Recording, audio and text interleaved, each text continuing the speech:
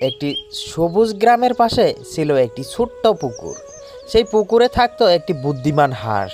সে প্রতিদিন পুকুরে সাঁতার কাটতো এবং আনন্দে সময় কাটাতো। একদিন একটি ধূর্ত শিয়াল পুকুরের পাশে এসে হাঁসটিকে দেখল। শিয়ালটি অনেক দিন ধরে ক্ষুধার্ত ছিল। হাঁসকে দেখে তার জিভে জল এসে গেল। সে মনে মনে ভাবলো, আজ যদি এই হাঁসটাকে ধোঁকা দিয়ে ধরতে পারি তাহলে আমার ভালো খাবার হবে। শিয়ালটি খুব মিষ্টি গলায় বলল, বন্ধু হাঁস, তুমি কত সুন্দর, তোমার মতো সুন্দর আমার কেউ নেই, আমি তোমার সঙ্গে বন্ধুত্ব করতে চাই। হাঁসটি বুঝতে পারলো শিয়ালের চালাকি।